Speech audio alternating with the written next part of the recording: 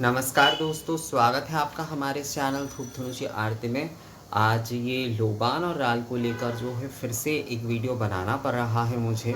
बहुत ही दुखद विषय है कि 5 साल मेरे चैनल का ये सफ़र होने के बाद भी जो है इस विषय के ऊपर मुझे इस तरीके से आज भी वीडियो बनाना पड़ रहा है। सच में बहुत दुखद विषय है, क्योंकि ऐसे विषय सच में बहुत दुखद ही होता है कि जिस विषय की मेन फोकस जिन विषयों पर होता है, धुंजी धूप पर ही हमारा चैनल का मेन फोकस है, तो उस विषय को लेकर जो है अगर इस तरह की एक नेगेटिव भरी चीज़ों को लेकर जो है अगर मुझे वीडियो बनाना पड़े तो जो भी हो, आगे से मैं इसके ऊपर और कोई वीडियो नहीं बनाऊंगा।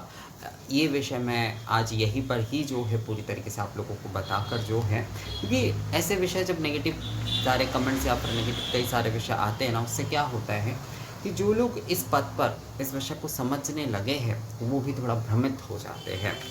तो कुछ लोगों का जैसे कहना है कि लोबान जो है वो बुरी शक्तियों को आकर्षित करते हैं, और कुछ लोगों का कहना है लोबान जो है वो मुस्लिम लोग ही सिर्फ करते हैं, मज़ार में या फिर जो है मस्जिद में सिर्फ किए जाते हैं। और राल को लेकर कुछ लोगों का कहना है कि ये तांत्रिक क्रिया में किए जाते हैं। लोबान को लेकर भी ये कहते हैं तांत्रिक क्रिया में किया जाता है, और जो है मृतक के साथ जो है ये दिए जाते हैं। तो पहली बात जो है, और कुछ लोग ऐसे कमेंट्स करते हैं कि जब हमारे शास्त्र में लिखा गया है तब तो गलत नहीं हो सकता, केवल मात्र तांत्रिक क्रिया और इसमें ही जो है राल आदि का इस्तेमाल होना चाहिए, लोबान का इस्तेमाल होना चाहिए। क्या बेकार की बातें हैं। शास्त्र कुछ पढ़े ही नहीं इन्होंने, शास्त्र का कुछ पढ़ना इन्होंने कुछ पढ़ा ही नहीं है। कुछ जो रटी रटी चीज़ें हैं, कुछ यूट्यूब से शास्त्र पढ़ते हैं, मतलब यूट्यूब देखकर सुनकर जो है उसे जो है रट देते हैं, यहीं पर रट देते हैं, दूसरी जगह पर रट देते हैं शास्त्र की। कि मैं कहता हूँ कि आप दिखाइए मुझे कि जहाँ पर कहाँ पर लिखा गया है कि नकारात्मक शक्ति जो है इससे आकर्षित होते हैं, या फिर इस प्रकार का, या फिर राल केवल जो है मृतकों के लिए है। आप दिखाइए मुझे शास्त्र में वो प्रमाण, आप मुझे शास्त्र में वो प्रमाण दिखाइए। कोई दिखा नहीं पाता। शास्त्र पढ़ते ही नहीं, शास्त्र से परिचित ही नहीं है कोई, शास्त्र से कोई परिचित ही नहीं है, तो वो शास्त्र में दिखाएंगे क्या? जो चीज़ है नहीं, पहली बात वो दिखा नहीं पाएंगे, और खुद शास्त्र से परिचित नहीं है, वो शास्त्र के लेकर जो है क्या दिखाएंगे? पहली बात, शास्त्र कुछ नहीं पढ़ते, आगम तो पढ़ते ही नहीं। पुराण, कुछ लोग हैं पुराण पढ़ते, पुराण भी अगर सही तरीके से पढ़ते तो भी जो है इन सारे विषयों को लेकर जो है इस तरह से शायद वो बात नहीं करते। जैसे कि देवी भागवत पुराण जैसे कि बहुत ज़्यादा लोग पढ़ते हैं। देवी भागवत पुराण में सिलहक आदि, सुरधूप आदि का वर्णन है, तो पढ़ते ही नहीं है। पुराण भी कुछ नहीं पढ़ते, सुनी सुनाई कुछ बातें जो है वो रट लेते हैं, उसके बाद दूसरों को शास्त्र ज्ञान वो देने जाते हैं, दूसरों को वो शास्त्र ज्ञान देने चले जाते हैं कि हमारे शास्त्र में। अरे हमारे शास्त्र, आप अपने शास्त्र पढ़ते हैं क्या? आप अपने शास्त्र पढ़ते ही तो नहीं हैं, तो आप शास्त्र लेकर दूसरे को कैसे ज्ञान दे सकते हैं? अज्ञानता इस तरह से फैल जाता है, इस तरह से जब जो है आधे अधूरी चीज़ों को लेकर जो है एक दूसरे को इस तरह से भ्रमित किए जाते हैं ना, इससे केवल और केवल अज्ञानता बढ़ जाते हैं। और बुरी शक्तियों को आकर्षित करने की विषय अगर आती है तो दीपक भी जो है वशीकरण आदि में इस्तेमाल किया जाता है। तो क्या दीपक को लोग पूजा में नहीं जलाएंगे? क्या बेकार की बातें हैं, मुझे ना समझ में नहीं आता है ये सारी बातें। और तांत्रिक क्रिया, अरे तंत्र के बारे में आप जानते क्या है? आप तंत्र शास्त्र के बारे में जानते ही नहीं हैं, आप आगम के बारे में जानते ही नहीं हैं। इसीलिए तांत्रिक क्रिया, ये जो पूजा आप करते हैं अपने नित्य प्रतिदिन अपने घर पे, वो तो पूरा तंत्र क्रिया ही है, वो तो पूरा आगमुक्त विधि ही है। ये षोडशोपचार, पंचोपचार आदि ये विधि कहाँ से आए हैं पूजा के? ये जो निवेदन, ये जो बीज मंत्र, ये जो शोधन आदि, ये सभी कुछ जो पूजा के विषय है वो कहाँ से आए हैं? वो आगम से आए हैं। तो तंत्र क्रिया, अरे तंत्र की विशेष क्रिया के लिए जो है कई सभी चीज़ें इस्तेमाल होते, पुष्प इस्तेमाल होते, दीपक इस्तेमाल होते, कई पूजा की कई चीज़ें इस्तेमाल होते, जैसे लाल चंदन के काष्ठ इस्तेमाल होते हैं। तो क्या देवी को लाल चंदन अर्पित नहीं करेंगे? क्या अजीब सब बातें हैं, मतलब इतनी अज्ञानता है। ना तो कोई शास्त्र का किसी भी प्रकार का एक मात्रा उन्हें, मतलब थोड़ा सा भी ज्ञान उनमें नहीं है और लोगों से तर्क करने आते हैं, लोगों से तर्क करने आते हैं। देखिए, लोबान की जो बहुत उत्तम विषय है, जैसे कि सिलहक कहा गया है या जिसे स्वर्ण लोबान कहा जाता है, उसके बारे में कहा गया है हमारे शास्त्र में, उसका वर्णन मिलता है और उसे निवेदन करने के लिए कोई बाधा नहीं दिया गया है। षोडश जो षोडशांग धूप है, कई आगम में जो है षोडशांग धूप के विषय में जो है वहाँ पर जो है लोबानक का उल्लेख है। मैं पढ़ के आप लोगों को सुनाता हूँ। षोडशांग कथनम श्रीखंडस्य अगरु चैव गुग्गुल लोहबानक रालश्च देवदारुश्च लाक्षा चैव गुडस्तथा गोघृत शर्करा चैव मांसी नख मथ जटामांसी की बात कर रहे हैं। मांसी नख मतः परम मलयदसारं च शिलारस मतः परम कर्पूरगंधसार च षोडशांगमिदं स्मृतम्। तो शास्त्र पहले आप पढ़िए, उसके बाद जो है शास्त्र के उदाहरण देने आइएगा। यहाँ पर जो है आगम तत्व विलास में, आगम रहस्यम में स्पष्टता षोडशांग धूप के कई प्रकार के विधियों में एक विषय के बारे में कहा जा रहा है। श्रीखंड षोडशांग धूप यानी कि 16 प्रकार धूप, अष्टदशांग धूप भी इसमें है, इसमें जो है अष्टदशांग धूप भी है। अष्टदशांग धूप में भी यही आते हैं। अष्टदशांग धूप में केवल मात्र और 2 चीज़ें जो है जोड़ने के बारे में कहा गया है। विरणक बालकं चैव अप्रोक्तम अष्टदशांगकम, अर्थात जो है इसके साथ अगर जो है विरणक और बालकम जोड़ दिया जाए, ये जो है अगर जोड़ दिया जाए इन 16 के साथ और 2 अगर ये जोड़ दिया जाए तो वो जो है वो अष्टदशांग धूप होते हैं। षोडशांग धूप में ही मैं बात करता हूँ। षोडशांग धूप जो कि सबसे ज़्यादा प्रचलित है, दशांग धूप और षोडशांग धूप जो है सबसे ज़्यादा प्रचलित और उत्तम धूप माने जाते हैं। जैसे कि सप्त धूप, षडंग धूप इसे साधारण धूप माने जाते हैं। दशांग धूप, षोडशांग धूप ये जो है उत्तम धूप माने जाते हैं, मतलब श्रेष्ठ धूप माने जाते हैं। तो उसमें स्पष्टता कहा जा रहा है आगम शास्त्र में जो है श्रीखंडश्च गुरु चैव गुग्गुल लोहबानक, श्रीखंडश्च गुरु अगरुश्चैव गुग्गुल लोहबानक रालश्च देवदारुश्च लाक्षा चैव गुडस्तथा गोघृत शर्करा चैव मांसी नख मतः पडम मलयोत्सारं च शिलारस मतं पडम कर्पूरगंधसारं च षोडशांगमिदं स्मृतम्।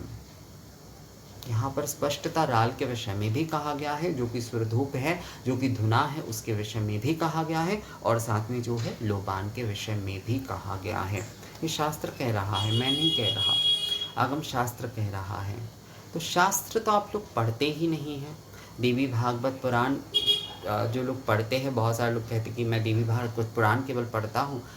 देवी भागवत पुराण में भी सिलहक का वर्णन है, और आगम में भी जो है जो दशांग धूप है उसमें देखिएगा सरल सिल्ह या फिर सिलहक, ये कई बार जो है इसका वर्णन मिलता है। जैसे कि यहाँ पर कहा गया है मधुमुस्ता घृतं गंध गुग्गुला गुरु शैलजं सरलं सिल्ह सिद्धार्थं दशांग धूप इष्यते।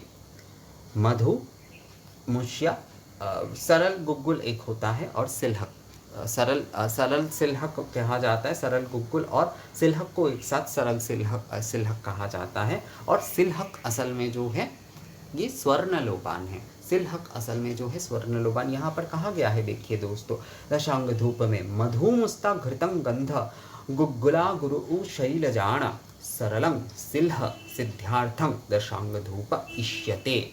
मधुमुस्ता घृतं गंध्य गुग्गुला गुरु शैलजं शरलं सिल्ह सिद्धार्थ दशांग धूप इष्यते। दशांग धूप में भी जो है सिलहक का वर्णन मिलता है। सिलहक यानी कि स्वर्ण लोपान का विषय है। और यहाँ पर तो कहा ही गया है कि श्रीखंडश्च अगुरुश्चैव गुग्गुल लोहबानक रालश्च देवदारुश्च लाक्षा चैव गुडस्तथा, अर्थात राल का भी वर्णन मिलता है। इसमें जो है आपका लोबान का भी वर्णन मिल रहा है। लोबान देखिए मुस्लिम परंपरा मुगल काल के बाद जो है अफ़गान में, जैसे गुग्गुल भी अफ़गान में मिलता है, हमारे यहाँ पर बहुत सारे गुग्गुल जो है अफ़गान से अभी जो है मिलता है। मतलब अगर उत्कृष्ट गुग्गुल की बात करें तो ये लोबान भी जो है उस तरफ का मिलता है, पर अफ़गानी गुग्गुल जो है सॉरी दोस्तों, अफ़गानी जो लोबान है वो हमारे हिंदू पूजा में उतना इस्तेमाल नहीं होता है, क्योंकि उसका वर्णन उतना नहीं मिलता है। वर्णन जो है सिलहक का मिलता है। सिलहक प्रदेश का जो लोबान, जो कि स्वर्ण लोबान, जो उत्तम लोबान होते, उसका वर्णन मिलता है। अफ़गान की तरफ से जो मुगलों ने जिस लोबान का प्रचलन किया है, जो मुगल लोग जिन लोबान का इस्तेमाल करते थे या फिर आज भी करते हैं, उसका वर्णन जो है हमारे संस्कृत शास्त्रों में या फिर संस्कृत ग्रंथों में उस प्रकार से नहीं मिलता है, जबकि सिलहक यानी कि सिंघल प्रदेश के लोबान का मिलता है। स्वर्ण लोबान जो है उसका मिलता है। पीला वाला बहुत ही स्वर्ण रंग का होता है, पीले वाले ये लोबान जो है उसका वर्णन मिलता है। मुगल लोगों ने, जो मुस्लिम लोग इस्तेमाल, वो अफ़गानी जो है लोबान है, अफ़गानी लोबान जो है उसका इस्तेमाल नहीं होता है हमारे इस तरफ जो है। जबकि गुग्गुल देखिए हमारे यहाँ पर बहुत प्राचीन समय से, क्योंकि राजस्थान आदि उस तरफ बहुत गुग्गुल आदि का विषय था, तो गुग्गुल आज के समय में जैसे अच्छे गुग्गुल जो है वो अफ़गानिस्तान से भी आ रहे हैं, तो गुग्गुल की परंपरा हमारे है, तो इसलिए हम उस प्रकार से वो सारी चीज़ें नहीं देखते हैं। गुग्गुल हम सभी इस्तेमाल करते, पर अफ़गानी जो लोबान होते हैं और जो सिंघल के जो लोबान, उसमें काफ़ी अंतर है, क्योंकि सिंघल के लोबान जो है वो स्वर्ण लोबान है, सिलहक है। तो ये विषय के कारण ही जो है मुस्लिम के साथ जोड़ा जाता है कि मुस्लिम में उसके ज़्यादा परंपरा है, क्योंकि वो अफ़गानी लोबान का इस्तेमाल होता है। तो विषय यही है। राल और गुग्गुल से जो है, राल और लोबान जो है, इसका वर्णन हमारे शास्त्र में किया गया है, पर जो है दोस्तों वो किस प्रकार का होगा, अर्थात जो है किस तरह के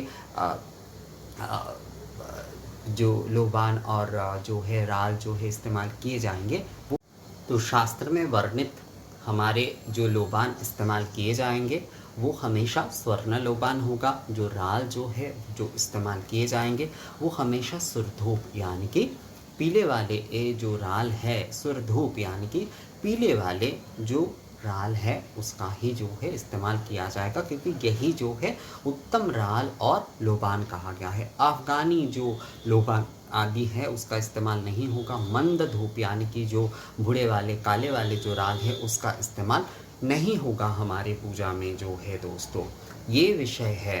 तो इसके साथ कोई नकारात्मकता का विषय नहीं है, इसके साथ कोई जो है आपका ये मृतक के साथ ये सारे विषय जो है इसके साथ संबंधित नहीं है।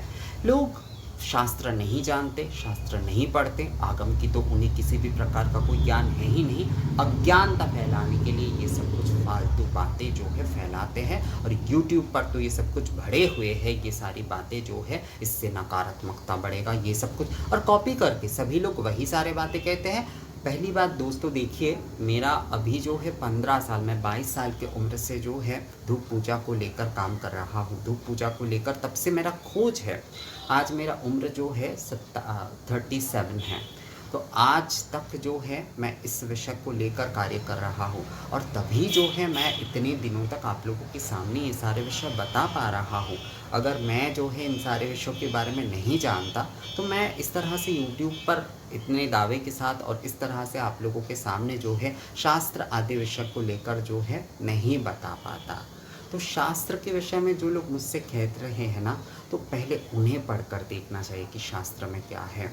शास्त्र में इनके मनाही नहीं है, कहीं पर भी कोई मनाही नहीं है। धुनुची धूप अवश्य रूप से करना चाहिए। वाराणसी में हर मंदिर में जाइए आप, गंगा आरती से लेकर सभी आरती में जो है सुरधूप यानी कि राल से गुग्गुल से जो है आरती किए ही जाते हैं। देखिए स्वर्ण लोबान अभी नहीं मिलते हैं, तो इसीलिए कई जगह पर लोबान की मनाही इसलिए होती क्योंकि अफ़गानी लोबान ही ज़्यादातर मिलते हैं, और अफ़गानी लोबान जो है हमारे पूजा में इस्तेमाल नहीं होते हैं। विषय यही है। हमारे जो पूजा है उसमें जो है मूलतः जो है सुरधूप यानी कि पीले वाले राल और जो है स्वर्ण लोबान सिलहट आदि जो है उसका ही इस्तेमाल किए जाएंगे। तो सुरधुप और सिलहट ही जो है मूल है, अर्थात स्वर्ण लोबान और पीले वाली राल ही जो है वो मूलतः इस्तेमाल किए जाएंगे। इसके साथ कोई नकारात्मकता का, कोई मृतक आदि का कोई संबंध नहीं है। तो मुझे लगता है दोस्तों ये विषय जो है आप लोगों को समझ में आ गया है कि हमारे शास्त्र में भी जो है राल लोबान आदि का उल्लेख है, पर किस प्रकार का लोबान और जो है राल का इस्तेमाल करना है वो भी हमें समझ होना चाहिए, उसका भी समझ होना चाहिए। विषय बस इतना ही है। तो सुरधूप और सिलहट यानी कि स्वर्ण लोबान और पीले वाले राल जो है वो हमारे पूजा के लिए वैध है। तो दोस्तों ये वीडियो कैसा लगा आप लोगों को मुझे कमेंट्स करके ज़रूर बताइएगा। मिलते हैं आपसे अगली वीडियो में, तब तक के लिए नमस्कार।